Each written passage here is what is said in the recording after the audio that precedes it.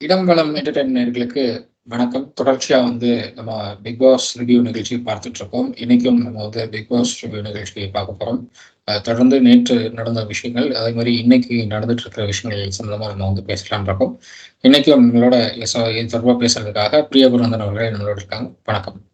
வணக்கம் Harish. So we'll start with Deepak captaincy. Deepak captaincy எனக்கு தெரிஞ்சு நல்லா இருந்த மாதிரி தான் இருந்தது. இப்ப இவ்வளவு நாள் இல்லாத ஏதோ சம்திங் ஒரு ஸ்ட்ரிக்ட்னஸும் இருந்தது, ஒரு டிசிப்ளினும் இருந்த மாதிரி இருந்தது. உனக்கு எப்படி தோணுச்சு அது? தீபக்கோட கேப்டன்சி எப்படி இருந்ததா போறாரு? அவர் ஆன் த ஃப்ளோல போறாரு. எது வருதோ அதை அப்படியே அக்செப்ட் பண்ணிட்டு போயிடலாம் அப்படிங்கிற அந்த ஆன் த ஃப்ளோல போறாரு. அது பாக்குறதுக்கு அழகா இருக்கு. இது வரைக்கும் இருந்த கேப்டன்ஸ் என்ன பண்ணாங்க அப்படின்னா, அவங்க சொல்றதுதான் நடக்கணும் அப்படிங்கிற ஒரு இதுல போயிட்டு இருந்தாங்க. அது ஒர்க் அவுட் ஆகாம போயிட்டு இருந்தது. பட் இவர் ஆன் த ஃப்ளோல எது வருதோ அதை நம்ம அப்படியே ஃபேஸ் பண்ணிட்டு கொண்டு போயிடலாம், அப்படியே வரதை நம்ம பார்த்துக்கலாங்கிற ஒரு முடிவோட போற மாதிரி பாக்குறேன். ஸோ அதனால ஆன் த ஃப்ளோல போறதுனால கொஞ்சம் பார்க்கறதுக்கு அழகா இருக்கு. ரெண்டாவது, எல்லார்கிட்டயும் ஒரு பிரச்சனை இல்லாம போற மாதிரி நான் பாக்குறேன். ஆன் த ஃப்ளோல போறதுனாலதான் அந்த பிரச்சனை பெரிய அளவில் பிரச்சனை இல்லாம போகுதுன்னு நான் பாக்குறேன். இல்லைன்னா ஏதாவது ஒரு இஷ்யூக்கு பிரச்சனைகள் வரும். ஆன் த ஃப்ளோல போறதுனால அந்த பிரச்சனைகள் இல்லாம போயிட்டு இருக்கு. இல்ல, ரொம்ப அழகாவும் இருக்குன்றதுதான் நான் பாக்குறேன். அதுக்குதான் அந்த டிசிப்ளின்ன்றதை நான் மென்ஷன் பண்ணேன். ஒரு தலைவன் ஸ்ட்ராங்கா இருந்தா மட்டும்தான் அதோட படைகள் எல்லாம் ஸ்ட்ராங்கா இருக்கும்னு சொல்ல வருவாங்க. சோ இப்போ ஒரு ஹவுஸுக்கு அப்படின்னு பார்க்க போனாலே, இப்போ ஒரு சின்ன வீடு, அந்த வீட்டுக்கே ஒரு கேப்டன் வைக்கிறப்போ நம்ம இது வரைக்கும் 5-6 கேப்டன் நம்ம பார்த்துட்டோம். நம்ம இந்த கேப்டன்சில தீபக்கோடது கொஞ்சம் ஹைலைட் ஆகுற மாதிரி, கொஞ்சம் ஏதோ ஒரு பல்பு பின்னாடி எரியற மாதிரி ஒரு அழகா இருக்கு. இததான் நாங்க ஹாஸ்டுக்கும் எதிர்பார்க்கிறோம். அந்த ஒரு கேப்டன்சி இருந்தா மட்டும்தான் ஒரு ஹாஸ்டிங் பண்ண முடியும்ன்றத நாங்க சொல்ல வரோம். இப்போ தீபக் ஆனா இதுக்கு பின்னாடி நிறைய பேச்சுக்கள் இருக்குன்னு வச்சுக்கோங்க. இப்ப விஷால் ஜெஃப்ரி எல்லாம் பேசுறப்போ நாமளே தள்ளி பெஸ்ட் பெர்ஃபார்மரா கொடுத்துட்டு நாமளே அவரை கேப்டன் ஆக்கிட்டோம்னு ரொம்ப நக்கலா சொன்னாங்க. பட் இவர் ஜஸ்டிஃபை பண்ணிருக்காரு. தீபக் என்ன கேட்டாக்க இந்த ஒரு நாளைக்கே நான் சொல்லுவேன், ஹி இஸ் த பெஸ்ட் கேப்டன்ன்றத நான் சொல்லுவேன். நானு ஃப்ளோல போட்டு வர்றது வரட்டுங்கிற அந்த ஒரு கான்செப்டோட போயிட்டு இருக்காரு அவரு. அதனால அந்த மாதிரியான கான்செப்ட்ல போகும்போது உங்களுக்கு கேப்டன்சி ரொம்ப நல்லா தான் போகும். உங்களுக்கு பிளான் போட்டு அந்த பிளானை எக்ஸிக்யூட் பண்ண முடியாம அதுல பிரச்சனை நீங்க ஏன் அப்படி பண்றீங்க, நீங்க ஏன் அப்படி பண்றீங்கன்னு ஒரு பிரச்சனை வராம போனோம் அப்படின்னா, இந்த மாதிரி ஃப்ளோல எது வருதோ அதை அப்படியே நம்ம ஃபேஸ் பண்ணி கொண்டு போயிடலாம், அப்படின்னு அழகா கொண்டு போயிடலாம் அப்படிங்கிற ஒரு இதுல போறது ரொம்பவே நல்ல விஷயம். என்ன கேட்டா இது ஒரு எக்ஸாம்பிள் மற்ற அடுத்தடுத்து வரப்போற கேப்டன்ஸ்க்கு ஒரு எக்ஸாம்பிளா இருக்கும். இன்னொரு 50 நாள் இருக்கு. இன்னொரு 50 நாள் 4 கேப்டன்ஸாவது வருவாங்க. எனக்கு தெரியும் 4-5 கேப்டன்ஸாவது வருவாங்க. இந்த 4-5 கேப்டன்ஸ் அவங்களுக்கு இது ஒரு எக்ஸாம்பிளா இருக்கும். தீபக்கோட கேப்டன்சிக்கு ஒரு எக்ஸாம்பிளா இருக்கும். அவர் ஆன் த ஃப்ளோல எப்படி கொண்டு போறாரு அப்படின்னு பாக்குறதுக்கு கொஞ்சம் அது ஒரு பாக்குறதுக்கு அழகா இருக்கும். அண்ட் செகண்டா பிரச்சனைகள் குறைவா இருக்கும். ரெண்டாவது பிரச்சனைகள் குறைவா இருக்கும். அண்ட் கேப்டன்ட்ட பேசக்கூடிய அந்த ஒரு இடத்துல இருப்பாங்க எல்லாருமே. ஒரு நல்ல ஒரு பாண்ட், நல்ல ஒரு டச்ல இருப்பாங்க எல்லாருமே. யாருமே என்கிட்ட கேப்டன் பேச மாட்டேங்கிறாருன்னு சொல்ல மாட்டாங்க. எல்லாரும் கேப்டனோட ஒரு டச்ல, க்ளோஸ் கான்டாக்ட்ல இருக்கிற ஒரு இடத்துல இருப்பாங்க அப்படின்னு தான் பாக்குறேன். ஸோ அதனால இது ஒரு எக்ஸாம்பிளா இருக்க போகுது அப்படின்னு தான் நான் பாக்குறேன். கண்டிப்பா. இப்ப நம்ம அடுத்தது இப்போ தீபக்கோடது இதோட இஷ்யூ நம்ம இவ்வளவுதான் அப்படின்றதுக்கு சொல்றதுக்கு இல்லை. இப்ப முத்துவோட இஷ்யூவையும் ரொம்ப அழகா ஹேண்டில் பண்ணினாருன்றதான் சொல்லணும். இப்ப எல்லாரோட இஷ்யூவும் காது கொடுத்து கேட்கிற அளவுக்கு ஒரு கேப்டன்சி இருந்துச்சுனாக்க கண்டிப்பா அந்த ராஜ்யமே நல்லா இருக்கும்ன்றதுதான். இப்ப நம்ம அடுத்தது முத்துவோடது போகலாம். முத்து எதுக்கு தேவையில்லாம எல்லா விஷயத்திலயும் மூக்க நுழைக்கிறாருன்றது தெரியல. லைக் அவங்க ஒரு இவங்களுக்கு மஞ்சரிக்கும் அருணுக்கும் ஒரு இஷ்யூ நடக்குது. அந்த தால் சைட் டிஷ்காக ஒரு இஷ்யூ நடக்குது. இப்ப மஞ்சரிக்கான எல்லாருக்குமே ஒரு போல்ல வைக்கிறாங்க. இப்ப மஞ்சரிக்கு எக்ஸஸா இருந்தாக்க அவங்க ஃப்ரெண்ட்ஸோட ஷேர் பண்ணிக்கலாம். இல்ல சேம் முத்து கூப்பிட்டுட்டு முத்து நீ கொஞ்சம் எடுத்துக்கிறியான்னு கேட்டாலும் அதுல பிரச்சனை கிடையாது. இத சப்பாத்தி செய்துட்டு இருக்கிற அருண் கிட்ட இது எக்ஸஸா இருக்குனாக்கா அவர் சப்பாத்தி உருட்டுறதை விட்டுட்டு இதை செய்துட்டு இருக்க முடியுமான்றது எனக்கு தெரியல. இதுல இன்பிட்வீன் இவங்க 2 பேர் பேசிட்டு இருக்காங்க. அவர் இது ஒரு இஷ்யூ இல்லன்னு சொல்லிட்டு இருக்காரு அருண். அப்ப கூட முத்து இன்டர்ஃபியர் ஆயிட்டு இருக்கும் போது முத்து நீங்க இன்டர்ஃபியர் ஆகாதீங்க, பிரச்சனை எங்க 2 பேருக்குள்ள நாங்க பேசிக்கிறோன்றத ரொம்ப பூதாகரமான ஒரு விஷயமா அவர் கொண்டு போறாரு. இது எனக்கு ரொம்ப சில்லியா இருக்கு. சில்லற பசங்க பண்ற மாதிரி ஒரு ஃபீல் கொடுக்குது. சின்ன சின்ன பசங்க எல்லாம் பண்ணிட்டு இருப்பாங்க இல்லையா, பென்சில் எடுத்துட்டான், ரப்பர் எடுத்த, நான் என்ன சொல்றேன், நீ இன்னொருத்தர் இஷ்யூக்கே போகாத, நீ போறதுனால தானே உனக்கு அது. அப்போ இது வந்துட்டு காமன், இது ரேஷன்ன்றது காமன், இது காமன் கிடையாது, இது மஞ்சரிக்கானது இது. So Manjari has to decide whether she must waste it இல்லனாக்கா யாருக்குன்னா கொடுக்கணுமா. இதுதான் அங்க ஒரு விஷயமே தவிர, இது இவ்வளவு பெரிய விஷயமா மறுநாள் வரைக்கும் கொண்டு போயிட்டு அதுக்கு ஒரு மீட்டிங் எல்லாம் வச்சு அதுக்கு ஒரு சபையை கூட்டி எல்லாம் பேச வேண்டிய அவசியம் இல்லைன்னு நினைக்கிறேன். இது எப்படி இருக்கு ஹரிஷ்? இல்ல, முத்துக்குமரன் இந்த விஷயத்துல பேசுறது என்ன பொறுத்தவரை ரொம்ப நல்ல விஷயம். ஏன்னா ரேஷன்ஸ் வந்து காலியாகிறது ஈஸியா காலி ஆகிடுது. அது என்ன காரணம் அப்படின்னா, அந்த மிட் நைட் ஃபுட்டு ரெடி பண்றாங்க, மிட் நைட்ல ரெடி பண்றாங்க. ஒரு 5-6 பேர் கொண்ட இந்த டீம் வந்து மிட் நைட்ல தான் அவங்க வந்து ஃபுட் எல்லாம் ரெடி பண்றாங்க. அவங்க வந்து இந்த ஃபுட்ஸ் எல்லாம் ரெடி பண்ணும்போது இங்க வந்து ரேஷன் பொருட்கள் குறையுது. ரேஷன் பொருட்கள் குறையும் போது இருக்கிறத வச்சு சமாளிக்க வேண்டிய சூழலுக்கு வராங்க எல்லாருமே. இப்ப இருக்கிறத வச்சு சமாளிக்கணும்னா யார் யாருக்கு எவ்வளவு தேவைங்கிறது தெரிஞ்சுக்கிட்டு அந்த அளவுக்கு யூஸ் பண்ணணுங்கிறது தான் பார்க்கணும். மஞ்சரி வந்து அவங்களுக்கு எவ்வளவு தேவையோ அவ்வளவு கேட்டு வாங்கியிருக்கணும், இல்லை எவ்வளவு தேவையோ அதை சொல்லியிருக்கணும் முன்னாடியே. எக்ஸஸா வாங்கிட்டு எனக்கு இது எக்ஸஸா இருக்கிற மாதிரி தெரியுதுன்னா அப்போ மஞ்சரி மேல தான் அது தப்புன்னு நான் பார்ப்பேன். ஏன்னா உங்களுக்கு வந்து அந்த ரேஷன்ஸே குறையுது. அது வந்து ஏன் குறையுதுன்னு கேட்கிறாரு முத்துக்குமரன். கண்டினியூஸா லாஸ்ட் 1 வீக்கா கேட்டுட்டு இருக்காரு, ஏன் இந்த ரேஷன் இதெல்லாம் ஸ்டாக்ஸ் எல்லாம் குறையுது, எப்படி குறையுதுன்னு கேட்டுட்டு இருக்காரு. அருண்கிட்ட தான் இத்தனைன்னு கேட்கிறாரு. அருண் அந்த வந்து மிட் நைட்ல ஃபுட் பண்ற அந்த டீமோட தான் இருக்காரு அருண் நினைச்சா மிட் நைட்ல இந்த மாதிரி சமைக்கிறாங்கிற விஷயத்த ஓப்பனா சொல்லலாம். ஆனா அவர் சொல்ல மாட்டேங்கிறாரு. அது ஏங்கிறது இன்னும் புரியல. அவர் சொல்லி இருந்தா அங்கேயே அந்த பிரச்சனை முடிஞ்சிடும் எனக்கு தெரிஞ்சு. முத்துக்குமரன் அதுக்கு மேல அந்த ரேஷன் ஸ்டாக் பத்தி எல்லாம் பேசுறது கூட முன் வர மாட்டாரு எனக்கு தெரிஞ்சு. ஓப்பனா சொல்லியிருந்தா அந்த பிரச்சனையே வராது. பட் அருணே ஓப்பன் பண்ண மாட்டேங்கிறாருங்கிறப்போ சம்திங் அந்த மிட் நைட்ல ஃபுட் ப்ரிப்பேர் பண்ற டீமுக்குள்ள சம்திங் ஏதோ ஒரு அண்டர்ஸ்டாண்டிங்கா போகுதுன்னு தான் பாக்குறேன். ஸோ அதனால எனக்கு தெரிஞ்சு முத்துக்குமரன் கேட்கறது கரெக்ட் தான்.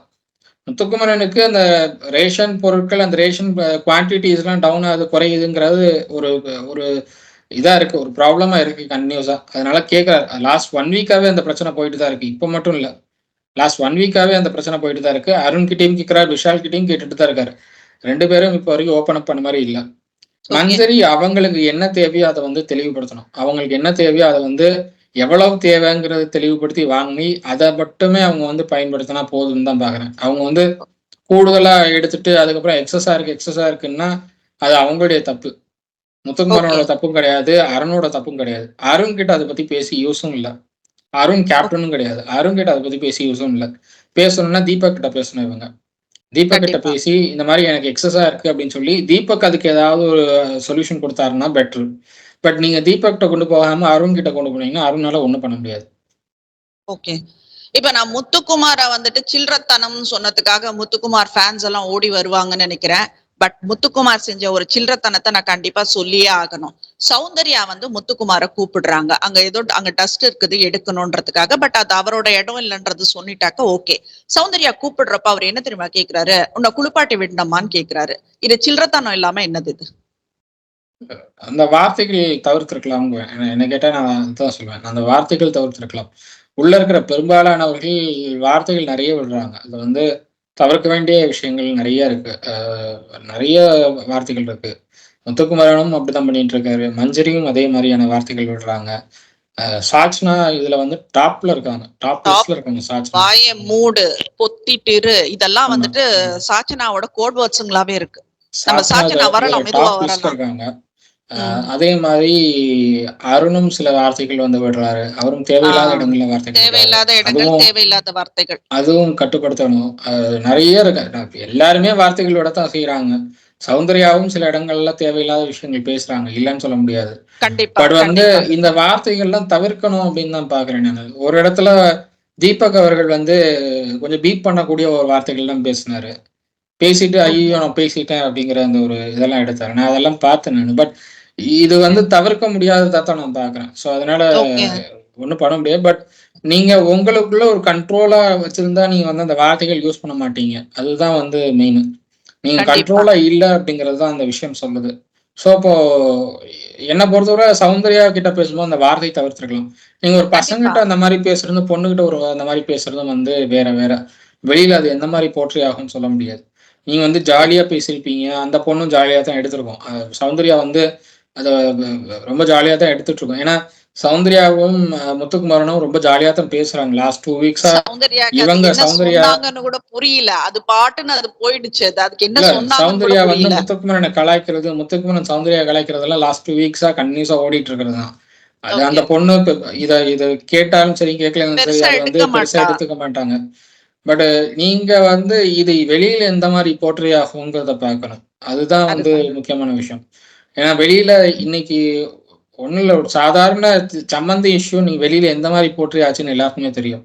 தெரியும். ஸோ அதெல்லாம் வந்து கொஞ்சம் யோசிச்சு பேச வேண்டிய இடத்துல இருக்காரு முத்துக்குமரன். எல்லாருமே இருக்காங்க. முத்துக்குமரனும் இருக்காரு, எல்லாருமே இருக்காங்க. வார்த்தைகள் வந்து சரியா பிரயோகிக்கணும் அப்படின்னு தான் நான் பார்க்குறேன். கண்டிப்பா. ஏன்னா இது நம்ம வரைக்கும் பார்த்துட்டு உள்ளுக்குள்ளவே வந்துட்டு அதெல்லாம் எடிட் பண்ணிடுவாங்கன்ற மாதிரி அவர் நினைக்கிறாரா என்னன்றது தெரியல. பட் என்ன சொல்றது, இந்த வார்த்தைகள் எல்லாம் வந்துட்டு சர்வசாதாரணமா வருதுன்னா அவங்களோட வே ஆஃப் டாக்கிங்கே அப்படிதான் இருக்குமான்றது எனக்கு தெரியல. இப்ப அந்த பொண்ணு கொஞ்சம் இன்னோசென்ட்டா இருக்குன்றதுனால டேக்கன் ஃபார் கிராண்டட்ன்ற மாதிரி பண்ணிடக்கூடாது. இந்த வார்த்தை ரொம்ப தவறான வார்த்தை முத்துக்குமார் சொன்னது. சோ நெக்ஸ்ட் வந்துட்டு நம்ம அந்த காதல் புறாக்களுக்கு போகலாம். தர்ஷிகா விஷாலுக்கு ஊட்டி விடுறது, விஷாலு தர்ஷிகாக்கு ஊட்டி விடுறதுன்னுட்டுன்னு பார்த்து பார்த்து சலிச்சு போய் அது ஒரு கட்டத்துல எரிச்சலாவும் ஆயிடுச்சு. அது வந்துட்டு ஒரு ஒரு அழகான லவ் ஸ்டோரி மாதிரி தெரியல நம்மளுக்கு. இது ரொம்ப ஆக்வர்டா இருக்கு, ஃபேக் முக்கோண மாதிரி காதலா மாறிட்டு தெரியுது. இருக்குன்னு தான் நான் பார்க்குறேன். இப்ப அததான் நான் சொல்ல வரேன். இப்போ விஷால் மேல வந்துட்டு அன்ஷிதாக்கு பொசசிவ்னஸ் இருக்கான்னுட்டுன்னு ஒரு புதுசா ஒண்ணு கொண்டு வராங்க. இதுக்கு வந்துட்டு தர்ஷிகாவை உட்கார வச்சு பவித்ரா, ஆனந்தி எல்லாம் ஒரு ஆர்குமெண்ட் கொண்டு போறாங்க. ஒரு பையனுக்கு 2 பொண்ணுங்க அடிச்சுக்கிற மாதிரியான ஒரு சிச்சுவேஷன் இப்ப வந்திருக்கு. இது எப்படி இருக்கு ஹரிஷ் இது? இதே முக்கோண காதல்லாம் நம்ம பார்த்துருக்கோம். கவினுக்கும் லாஸ்ட்லக்கும் ஒண்ணு போயிட்டு இருந்தது. நடுவுல வந்து இன்னொரு கண்டஸ்டன்ட்ட வந்து கவினை ரொம்பவே நம்பினாங்க. ஸோ அதெல்லாம் முக்கோண காதல் கான்செப்ட்லாம் நம்ம ஏற்கனவே பார்த்ததுதான். பட் அது அந்த சீசனுக்கு ஒர்க் அவுட் ஆச்சு, இந்த சீசனுக்கு ஒர்க் அவுட் ஆகல. நான் தான் பார்க்குறேன். இல்ல அது நம்ம கியூட்டான லவ்வா பார்த்தோம் நம்ம. அது லவ் ஸ்டோரியா இருந்தது. இது லவ் ஸ்டோரியாவே இல்ல. Darshika is playing a very very clever game இது. என்ன சொல்றது, தர்ஷிகாவுக்கு அதை எடுத்துட்டு போக தெரியல. அந்த கான்செப்டை கொண்டு போக தெரியல. அன்ஷிதா வந்து இப்போ அவங்க இன்னைக்கு இன்னைக்கு வந்த ப்ரோமோல கூட அவங்க வந்து அழுறாங்க. பட் அது வந்து அது ஓகே. அன்ஷிதாவோட கேம் பிளான் அதுக்கு ஒர்க் அவுட் ஆகும். அன்ஷிதாவுக்கு அது ஓகே. தர்ஷிகாவுக்கு அதை வந்து அந்த கான்செப்டை எடுத்துட்டு போக தெரியல. அவங்க வந்து ரொம்பவே திணறாங்க இந்த கான்செப்ட் எடுத்துட்டு போறதுக்கு. அப்படிங்கிறப்போ நீங்க தன்ஷிதாவை இது தர்ஷிகாவை சூஸ் பண்ணிருக்க வேணாம் அப்படின்னு தான் சொல்லுவேன் நான். இந்த கான்செப்டுக்கு நீங்க தர்ஷிகாவை சூஸ் பண்ணிருக்க வேணாம்னு சொல்லுவேன். அந்த கான்செப்டை எடுத்துட்டு போறதுக்கு அவங்க ரொம்பவே திணறாங்க. அந்த ரொமான்டிக் கான்செப்டை வந்து எடுத்துட்டு போறதுக்கு ரொம்ப திணறாங்க. விஷாலோட ரொமான்டிக்கா இருக்கோன்றாங்க. பட் அது அப்படி ஒண்ணும் வெளியில தெரியல எனக்கு தெரிஞ்சு. சோ அதனால ஆக்வர்டா தெரியுது. அவங்க ஊட்டி விடுறது வந்துட்டு ஒரு காதல் இது, அந்த லவ் அந்த சீக்வென்ஸ் எல்லாம் கிடையாது. அது ஆக்வர்டா தெரியுது. அது ரொம்ப வித்தியாசமா தான் இருக்கு. அது பார்க்கறதுக்கும் ஒன்றும் அழகா இல்லை. அண்ட் பெருசா யாரும் ரசிக்கவும் இல்லை அந்த மாதிரி சீன்ஸா. இதுவே அன்ஷிதா யாருக்காவது ஊட்டிட்டு இருந்தாலோ இல்ல வந்து வேற கண்டஸ்டன்ட் பவித்ரா பண்ணியிருந்தா இது கொஞ்சம் வித்தியாசமா தெரிஞ்சிருக்கும்னு நான் பாக்குறேன். ஏன்னா இதுல இன்னொரு விஷயம், பவித்ராக்கும் இது எரிச்சலா இருக்கு. ஏன்னா அந்த முகத்திலேயே காட்டுறாங்க. தர்ஷிகா பண்றதுக்கெல்லாம் தர்ஷிகா விஷால் அந்த காம்போ வந்தாலே பவித்ரா வந்துட்டு தன்னோட முகத்திலேயே காட்டுறாங்க எனக்கு அது பிடிக்கலன்றது. இது என்னன்றது தெரியல. இது முக்கோணமா இல்ல இது ஸ்கொயரான்றது எனக்கு தெரியல. இது எப்படி இருக்குது? இல்ல அது தர்ஷிகா பண்றது யாருக்குமே பிடிக்கல எனக்கு தெரிஞ்சாங்க. எல்லாருக்குமே அது ஒரு எரிச்சல் ஏற்படுத்துற மாதிரி தான் பாக்குறேன். ஏன்னா அவங்க தர்ஷிகா இத வித்தியாசமா கொண்டு போகலாம் இந்த கான்செப்டா. அவங்க இத வந்து ரொம்பவே வித்தியாசமா கொண்டு போகலாம். இது வந்து ரொமான்டிக்கா இன்னும் அழகா காட்டலாம் அவங்க. பட் அவங்களுக்கு வந்து இத எப்படி எடுத்துட்டு போறதுன்னு தெரியல அவங்களுக்கு. ஸோ அதனால ரொம்ப திணறாங்க. அந்த திணறல் வந்து ஒர்க் அவுட் ஆகல. அங்கேயும் பிக் பாஸ் வீட்லயும் வந்து யாரும் அதை அக்செப்ட் பண்ணிக்கிறதுக்கு ரெடியா இல்லை அந்த மாதிரி கான்செப்ட். ஸோ அதனால அது ஒர்க் அவுட் ஆகலன்னு தான் பாக்குறேன். அதனாலதான் எனக்கு தெரிஞ்சு பவித்ராவும் கூட கொஞ்சம் எரிச்சல் ஆகுறாங்கன்னு பாக்குறேன். இல்லைன்னா அவங்களுக்கு இதை சப்போர்ட் பண்ணி போறதுல ஒன்றும் ஆட்சேபனை இல்லைன்னு தான் சொல்றாங்க. பட் என்னன்னா இதை பாக்குறதுக்கு அழகா இல்லை. அவங்களுக்கே அது பாக்குறதுக்கு அழகா இல்லைன்னு தான் தோணுது. ஸோ அதனால தர்ஷிகாவை தாண்டி வேற யாராவது இந்த கான்செப்ட் சூஸ் பண்ணியிருந்தா பெட்டரா இருந்திருக்கும். தர்ஷிகாவை ஏன் சூஸ் பண்ணாங்கன்னு எனக்கு இன்னும் புரியல. இப்போ லாஸ்ட் பட் நாட் லீஸ்ட் அந்த சாச்சனா இது வந்துட்டு நம்ம கண்டிப்பா டெய்லி பேசியே ஆகணும்ன்ற நிலைமைக்கு நிறைய கான்டென்ட் சாச்சனா தான் கொடுக்குற மாதிரி இருக்கு.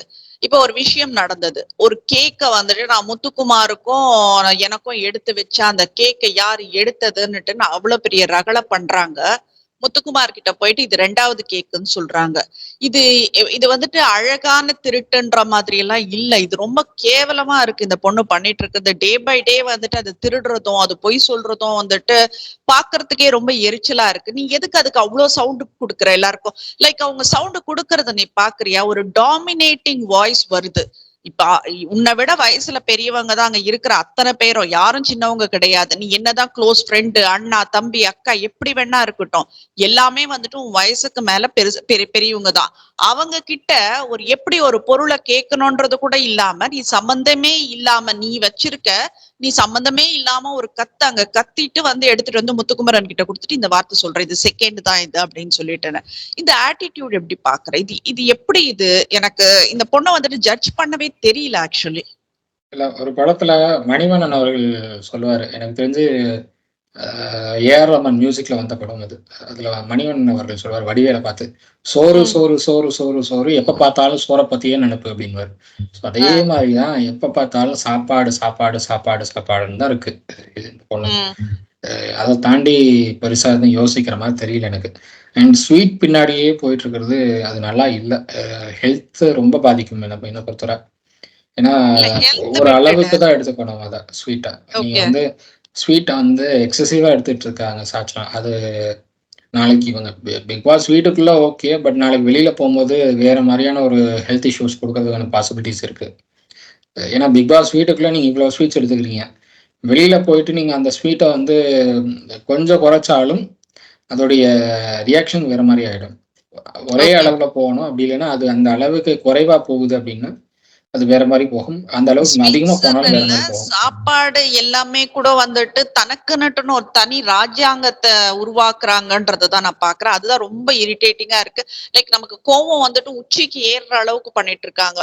நான் என்ன சொல்றேன், ஆஸ் எ வியூவர் நம்மளுக்கு பாக்குறதுக்கே இவ்வளவு எரிச்சல் ஆகுதுன்னா அங்க இருக்கிற அத்தனை பேருக்கும் எப்படி இருக்கும் ஒவ்வொரு செகண்டோன்றதுதான் எனக்கு ரொம்ப பெரிய கவலையா இருக்கு. இதுல சாட்சினா வெளியில போகும்போது எனக்கு தெரிஞ்சு சாட்சினா வெளியில போனதுக்கு அப்புறமா தான் அதை பத்தி பேசுவாங்கன்னு நினைக்கிறேன். உள்ள இருக்கிற வரைக்கும் யாரும் பேச மாட்டாங்க. வெளியில போனதுக்கு அப்புறமா சாச்சனாவை பத்தி நிறைய பேசுவாங்கன்னு தான் நான் பாக்குறேன். ஏன்னா எல்லாருக்கும் அந்த ஒரு எண்ணம் இருக்கு, சாச்சனா வந்து ஃபுட் இஷ்யூஸ்ல இவ்வளவு பிரச்சனை பண்றாங்கிற அந்த ஒரு எண்ணம் எல்லாருக்கிட்டையும் இருக்கு. அதை வெளிப்படுத்துறது சாச்சனா வெளியில போனா மட்டும்தான் பண்ணுவாங்க. அது வரைக்கும் பேச மாட்டாங்கன்னு தான் நான் பாக்குறேன். ஏன்னா சாச்சனா பத்தி எது பேசினாலும் அங்க சாச்சனா வந்துடுறாங்க உடனே. என்ன பத்தி தானே பேசுறீங்க, என்ன பத்தி தானே பேசுறீங்க. உன்னை பத்தி பேசுறாங்க, சரி உன்னை பத்தி பேசுறாங்க, உங்ககிட்ட டைரக்டா பேசணும், நீ பேசு, இல்லைன்னா நீ பேசாதன்னு சொல்லுவாங்க. இப்ப நேத்து சௌந்தர்யா கிட்ட கூட அந்த ஜாம் இஷ்யூக்கு போனது, சௌந்தர்யாவும் இன்னொருத்தரும் பேசிட்டு இருக்காங்க, நீ எதுக்கு நடுவுல போற? இதுக்கு விஜய் சேதுபதி வர வக்காலத்து வாங்கிட்டு இருக்காரு. சௌந்தர்யா நீங்க என்ன பேசுனீங்க அவங்கள பத்தி? இவங்க 2 பேர் அப்போ ஒரு 2 பேரு ஒரு ஃப்ரெண்ட்ஸ் கூட வந்துட்டு பேசிக்கிறதுக்கு அங்க வந்துட்டு இது இல்லையா, ஒரு உரிமை இல்லையா? எது பேச இப்ப அப்பவே வந்துட்டு இங்க ஸ்டாப் பண்றாங்க சாச்சனாவை. சாச்சனா நீ போவாத, உன்னை கூப்பிட்டு பேசினாக்கா நீ பேசுன்றாங்க. வேகமா சண்டைக்கு ஓடுற. ஏன்னா இப்ப இவர் விஜய் சேதுபதி இருக்காருன்ற தைரியத்துல அதே தான் விஜய் சேதுபதி அந்த சாட்டர்டே கேக்குறாரு. நீ என்ன கேட்ட, நீ எதுக்கு அப்படி சொன்னன்றதான் நிக்க வச்சு கேக்குறாரு. இது எனக்கு சுத்தமா எனக்கு புரியல. இப்போ நீ மற்றவங்க பயப்படுறாங்கன்றத சொல்றாரு, பட் இன்னைக்கு ஒரு இன்சிடென்ட் நான் சொல்றேன் நானு. தீபக் போயிட்டு முட்டை பத்தி ஏதோ கேக்குறாங்க. இவங்க ரூம்ல படுத்துட்டு இருக்காங்க மேடம், தீபக் குக் பண்றாரு. இவன் ஒரு தீபக் போயிட்டு உள்ள கேக்குறாரு அந்த முட்டை பத்தி ஏதோ கேட்டாக்கா, தொக்கு தனியா வேணுமா முட்டை தனியா வேணுமா அவங்களுக்கு, அவங்க சொல்றது. இதுக்கு தீபக் ஓகே ஓகேன்னு சொல்லிட்டு, எனக்கு முட்டை வந்துட்டு தொக்குல போடுறதுக்கு முன்னாடி அதை தனியா எடுத்து வச்சிருங்க, தொக்க வந்துட்டு தனியா ஒரு கப்புல வச்சிருங்கன்னு சொல்லிட்டுன்னு என்னமோ ஒரு சர்வருக்கு ஆர்டர் போடுற மாதிரி ஆர்டர் போடுறாங்க. படுத்துட்டே பண்ணிட்டு இருக்காங்க. தீபக் ஓகே ஓகேன்னு சொல்லிட்டு திரும்ப வெளியில வந்து உள்ள போயிட்டு சொல்றாரு, உன்னை கல்யாணம் பண்ணிக்க போறவன் ரொம்ப அதிர்ஷ்டசாலிமான்னுட்டு ஏதோ ஒண்ணு அந்த வார்த்தையில சொல்லிட்டு வராரு. அதுக்கு வந்துட்டு இல்ல சர்க்காசமா சொல்றாரு அவரு அப்படின்னுட்டுன்னு சாச்சனா சொல்றாங்க. பட் தீபக் அங்க போயிட்டு சௌந்தர்யா கிட்ட சொல்றாரு, இது என்ன ஹோட்டலா இது? முட்டை தனியா வைக்கணுமா தொக்கு தனியா வைக்கணுமா? இது என்னது? யாரா இருந்தாலும் இந்த இரிட்டேஷன் கண்டிப்பா வரும். சமைக்கிறவங்களுக்கு தான் அதோடைய வழி தெரியும். வலி தெரியும். சமைக்கிறவங்களுக்கு தான் அதோட வழி தெரியும். இல்ல நீ எங்க வந்திருக்க, நீ உட்கார்ந்துட்டு வகை வகையா சாப்பிட்டுட்டு உட்கார்ந்துட்டு இருக்கிறதுக்கு, நான் சாப்பிடணும்னு நீ சாப்பிட மட்டும் தான் வந்திருக்கியா? அதுக்கு விஜய் சேதுபதி வீட்டுக்கு போயிட்டு அங்க நல்லா கறியும் மீனும் என்ன வேணுமோ நீ சாப்பிடு. நீ அதை விட்டுட்டு இங்க உட்கார்ந்து நீ தொக்க தனியாவே முட்டை தனியாவேன்னுட்டு ஆர்டர் போட்டுட்டு இருக்க. நீ ரொம்ப இரிட்டேட்டிங்கா இருக்காரு. Day by day the girl வந்துட்டு she is going beyond the லிமிட்ன்றதை தான் நம்ம சொல்ல வரணுங்க. இல்ல அவங்க ஏதோ டூருக்கு வந்திருக்கோம், நம்ம வந்து கேட்டதெல்லாம் இங்க கிடைக்கும் அப்படிங்கிற ஒரு மைண்ட் செட்ல இருக்காங்கங்கிற மாதிரி தான் நான் பாக்குறேன். ஸோ அதைத்தான் கண்டினியூஸா வெளிப்படுத்துறாங்க. அண்ட் நீங்க வந்து இங்க ஃபுட்டுக்காக வந்து இருக்கீங்க அப்படின்னா, அது என்னை பொறுத்தவரை அது எப்படி பார்க்கறதுன்னு எனக்கு தெரியல. பட் நீங்க எல்லாருக்கும் ஒண்ணு பண்ணும்போது அதை அட்ஜஸ்ட் பண்ணிட்டு போக வேண்டியதுதான் என்னை பொறுத்தவரை அவசியம். அப்படி இல்லையா இருக்கிறத நீங்க பண்ணிக்கலாம். ஓகே. அதை விட்டுட்டு எனக்கு தனியா பண்ணி கொடுங்கன்னு கேட்கறதுல எனக்கு தெரிஞ்சு அது எல்லாரையும் கஷ்டப்படுத்துற மாதிரி ஆயிடும். அது சமைக்கிற எல்லாரையும் கஷ்டப்படுத்தும் அது. அது கண்டிப்பா. எனக்கு என்ன தேவையோ நான் சமைச்சுக்கிறேன்னு சொன்னா ஓகே, நீ சமைச்சுக்கோன்னு விட்டுருவாங்க அவங்க. அது ஒண்ணும் சொல்ல மாட்டாங்க. பட் எனக்கு என்ன தேவைங்கிறத நீ சொல்லிட்டு நீங்களே பண்ணி கொடுங்க, அப்படியே பண்ணி கொடுங்க எனக்கு அப்படின்னு சொல்லி கேட்கறது, அது சமைக்கிற எல்லாரையும் வந்து ரொம்பவே கஷ்டப்படுத்துற மாதிரி ஆயிடும். அது என்னை பொறுத்தவரை எல்லாருக்குமே அஃபெக்ட் பண்ற ஒரு விஷயம். அது வந்து சாச்சனா வெளியில போனா மட்டும்தான் எல்லாரும் பேசுவாங்க. சாச்சனா உள்ள இருக்கிற வரைக்கும் யாரும் பேச மாட்டாங்க. சாச்சனா வெளியில போனதுக்கு அப்புறம் அந்த டாபிக் வரும். எல்லாருமே கொஞ்சம் ஓப்பன் அப்பா பேசுவாங்கன்னு தான் நான் பார்க்குறேன். ஏன்னா உள்ள இருக்கும்போது சாச்சனா பத்தி எது பேசினாலும் அங்க சாச்சனா அப்பியர் ஆகுறதுனால அதுக்கான வாய்ப்பு ரொம்ப கம்மி. ஆனா அந்த கேக் விஷயமாகட்டும், முட்டை விஷயமாகட்டும், அவங்க வந்து வெஜ்ஜா நான்வெஜ்ஜாங்கிற இஷ்யூ ஆகட்டும், எல்லாத்துலேயுமே வந்து சாச்சனா ஓரளவுக்கு தான் எல்லாமே சாப்பிடணும். எல்லாத்துலேயும் நீங்க வந்து அதிகப்படியாக எடுத்துக்கிட்டு இருந்தீங்க அப்படின்னா, அது பார்க்குற உள்ள இருக்கிற கண்டஸ்டன்ட்டுக்கு எப்படியோ தெரியல, பார்க்குற ஆடியன்ஸ்க்கு வந்து அது ஒரு அக்வர்டா தான் காட்டுது அது. இல்ல ஒரு எக்ஸாம்பிளுக்கு ஜாக்லின் வந்துட்டு சாப்பாடை பத்தி பேசினா கூட எனக்கு சாப்பாடை பத்தி பேசாதீங்க அப்படின்னு முகத்துல அடிச்ச மாதிரி சொல்றேன். சோ உனக்கே தெரியுது நீ ரொம்ப ஓவரா போயிட்டு இருக்கன்றது உனக்கே நல்லா தெரியுது. அப்புறம் என்ன இதுல எனக்கு சுத்தமா ஒண்ணுமே புரியல. என்னதான் வந்துட்டு நம்ம மாமியார் வீட்டுக்கு வந்திருக்கிற மாமியார் வீட்டுல இருந்து அம்மா வீட்டுக்கு வந்திருக்கிற மாதிரி இது என்ன கான்செப்ட்னு புரியல. ஃபர்ஸ்ட் வந்துட்டு வெங்காயம் வேண்டான்றாங்க, கத்திரிக்காய் வேண்டான்றாங்க, முட்டை வேண்டான்றாங்க, அப்புறம் முட்டை சாப்பிடுவேன்றாங்க, அப்புறம் முட்டையில இருக்கிற மஞ்சள் கரு சாப்பிடுவேன்றாங்க. எனக்கு சுத்தமா ஒண்ணுமே புரியல இந்த பொண்ணு. இதுல வந்துட்டு இவங்க கேக்குறாங்க, நான் ஆள் கிட்ட ஒவ்வொருத்தர்கிட்டயா நான் சொல்லிட்டு இருக்க முடியும்? நான் ஒரு வாட்டிக்கு ஒரு வாரத்துல நான் சொல்லிட்டேன்னா எல்லாரும் அதை தானே கடைபிடிக்கணும்ன்ற மாதிரி பேசுறாங்க. நீ யாருமா? உனக்கு ஏமா கடைபிடிக்கணும்? டெய்லி சமைக்கிறவங்க கிட்ட நீதாமா உனக்கு என்ன வேணும்னு சொல்லணும். பார்த்து செய்யறதுக்கு அவங்க எல்லாம் சமையல்காரங்க எல்லாம் கிடையாது. டாஸ்க் பண்ண வந்திருக்காங்க, அவங்க விளையாட வந்திருக்காங்க. உனக்கு என்ன வேணும்னுட்டுன்னு நீ முன்னாடியே ஒரு கப்பலை எடுத்து வச்சுக்கிறதா ஏதோ ஒண்ணு நீ செய்யணும். தீபக் மெனக்கெட்டு கிச்சன்ல இருந்து வந்து கேக்குறாரு. வந்து கேட்டாக்கா முட்டை தனியா வைக்கணுமா, தொக்கு தனியா வைக்கணுமா, ரெண்டு மிக்ஸ் பண்ண கூடாதாமா. இவ்வளவோ நீ வந்துட்டு இன்ஸ்ட்ரக்ஷன்ஸ் கொடுத்துட்டு இருக்க. தீபக் ஒரு லெவலுக்கு போயிட்டாரு. அவர் கோவம் வந்துட்டு தான் சொன்னது அந்த வார்த்தை, இதுனா ஹோட்டல் ஆயுது அப்படின்னு சொல்லிட்டேன்னு. ஆனா இவ்வளவு சீனியர் பர்சன் தீபக் நீ என்ன சொல்ற, ஒரு கும்பல் கூட்டிட்டு இவரு 2 வாரமா எப்படி தப்பிச்சிட்டு இருக்காரு? இந்த அம்மா இருக்கலாமா, ஒண்ணுமே பண்ணாம இந்த அம்மா இருக்கலாமா? அவர் இவ்வளவு நாள் மீடியா ஃபீல்ட்ல இருக்கிற ஒருத்தர், ஒரு சீனியர் பர்சனாலிட்டி, அவரை வந்துட்டு எப்படி இருக்காருன்னு நீ கேள்வி கேட்கிற. அப்போ வந்து இது நீ எடுத்திருக்கிற வீடு, இது உன்னோட வீடு. இங்க யார் இருக்கணும் இல்லன்றத நீ தான் டிசைட் பண்றியா? சோ நாம வந்துட்டு இந்த ஸ்கிரிப்ட் எழுதி தராங்க விஜய் சேதுபதிக்குன்னு சொல்றதெல்லாம் உண்மைன்னு தானே ஆகுது இது. கிட்டத்தட்ட அதுதான் நான் பார்க்குறேன். ஏன்னா லாஸ்ட் டைம் எவிக்ட் ஆக வேண்டிய இவங்கள காப்பாத்திருக்காங்க. ஸோ அதை காப்பாத்தினது விஜய் சேதுபதி அவர்கள் தான் காப்பாத்தினாருங்கிறது தான் தகவல். ஏன்னா கடைசி நேரத்துல அந்த எவிக்ஷன் கார்டை மாற்ற வேண்டிய சுச்சுவேஷன் வந்துச்சு அப்படிங்கறத எல்லாரும் வைக்கிற குற்றச்சாட்டு. எல்லாருமே பேசுறது. எல்லார்கிட்ட இருந்து அந்த தகவல் வந்திருக்கு. ரஞ்சித் அவர்களும் அதே இதுதான் போட்டிருந்தாரு. நியூஸ் ரீடர் ரஞ்சித் அவர்களும் அதே விஷயத்த தான் வந்து கோட் பண்ணியிருந்தாரு. எல்லாருக்குமே அந்த விஷயம் தெரியும். ஸோ அதனால இவர் விஜய் சேதுபதி தான் வந்து சாச்சனாவை காப்பாற்றுறாருங்கிறதும் எல்லாருக்கும் தெரியும். சாச்சனா சொல்றது தான் நடக்குது அப்படிங்கிறதும் எல்லாருக்கும் தெரியும். ஸோ ஸ்கிரிப்ட் ரைட்டர் வந்து சாச்சனாவா அப்படின்னு கேட்டா, சாச்சனாவா வந்து ஸ்கிரிப்ட் ரைட்டரா போட்டிங்கன்னா அந்த ஷோ ஃபிளாப் கன்ஃபார்மா சொல்லுவேன் நான். மேபி அதனாலதான் என்னவோ கமல்ஹாசன் அவர்கள் அடுத்த சீசனுக்கு நீங்க ஹாஸ் பண்ண வந்துருங்கன்னு சொல்றாங்களோ என்னமோ தெரியல. ஏன்னா இது வந்து ரொம்ப பிஎஸ்டா போயிட்டு இருக்கு. பாக்குறதுக்கு யாருக்குமே விருப்பம் இல்லை. எல்லாருமே வந்து பாக்குறதுக்கு விரும்ப மாட்டேங்கிறாங்க. ஷோவோட டிஆர்பி ரொம்ப டவுன் ஆக போகுது. அதனால நீங்களே வந்து ஹாஸ் பண்ணுங்கன்னு சொல்லி கமல் அவர்கள்ட்ட கேட்டிருக்காங்களோ நம்ம தெரியல. நெக்ஸ்ட் சீசன்ல இருந்து அவர் பண்ணுவாரு அப்படிங்கிற மாதிரி தான் தகவல். ஸோ இந்த ஒரு சீசன் வந்து எப்படியாவது கடைசி வரைக்கும் இழுத்துட்டு போயிடணும். நம்ம வந்து தேவையில்லாம விஜய் சேதுபதியை கூப்பிட்டுட்டோம் அப்படிங்கிற அந்த ஒரு எண்ணத்துல அந்த ஒரு கஷ்டத்துல தான் விஜய் டிவி டீமும் சரி, புரொடக்ஷன் டீமும் போயிட்டு இருக்காங்கன்னு நான் பாக்குறேன். வேற வழி இல்லாம போறாங்கன்னு தான் நான் பாக்குறேன். இல்லைன்னா இல்ல எனக்கு தெரிஞ்சு விஜய் சேதுபதியை சஜஸ்ட் பண்ணது, ஏன்னா விஜய் சேதுபதி மேல ஒரு கண்டஸ்டன்ட் கூட ஒரு துளி அளவு மரியாதை கூட கிடையாது. இப்ப விஷால் எல்லாம் ரொம்ப அவர் வாய்ஸ் எடுத்து நக்கல் எல்லாம் பண்ணிட்டு இருக்காரு. உன் மேல மரியாதையே கிடையாது. அப்படி இருக்கிறவரை இப்ப நான் அதுதான் சொன்னேன், கேப்டன்சி பத்தி நம்ம பேசுறப்போ நம்ம அதை தான் பேசணும்.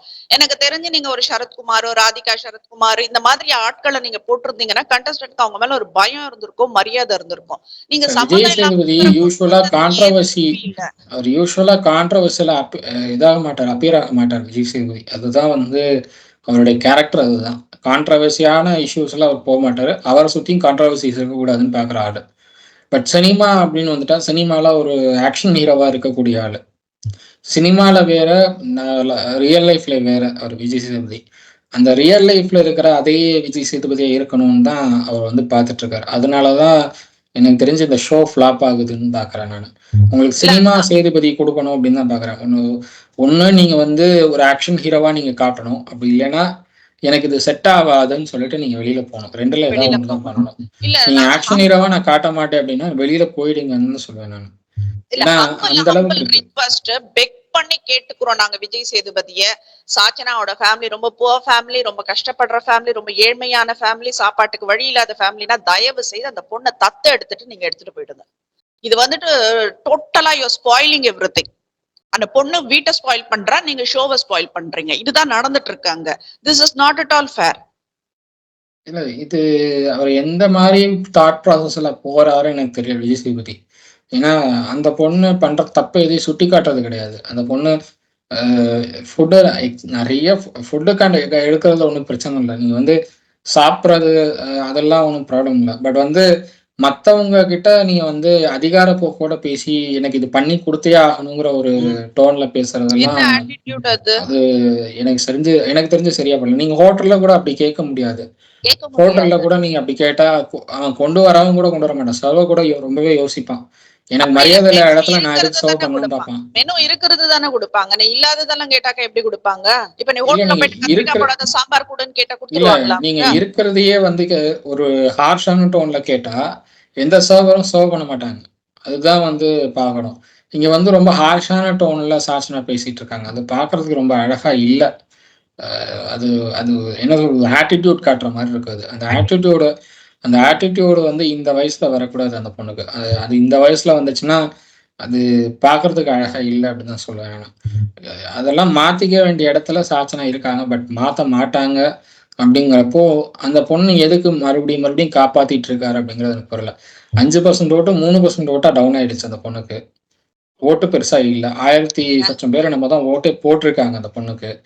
அந்த பொண்ணுக்கு 1000 சொச்சம் பேர் தான் ஓட்டு போட்டிருக்காங்க. வர்ஷினிக்கு 15,000 பேர் 16,000 பேர் ஓட்டு போட்டிருக்காங்கன்னா ஒரு 10% டிஃபரன்ஸாவது வருது. அது 10% டிஃபரன்ஸ்ல இருக்கிற ஒரு ஆளை நீங்க வெளியில அனுப்பிட்டு 3% ஓட்டு வாங்கிருக்கிற ஒரு பொண்ணை உள்ள வச்சுக்கிறீங்க அப்படின்னா அப்ப எந்த அளவுக்கு பிஎஸ்டா வந்து போயிட்டு இருக்கீங்க அப்படின்னு பாக்கணும். அதனாலதான் என்னமோ தெரியல கமல்ஹாசன் அவர்களை மறுபடியும் கேட்டிருக்காங்க. கமல்ஹாசன் அவர்கள் ஓகேன்னு சொல்லியிருக்காங்க தகவல் இருக்கு. சோ இதுதான் எனக்கு தெரிஞ்ச விஜய் சேதுபதி லாஸ்டா இருக்கும் அப்படின்னு பாக்குறேன் நான்.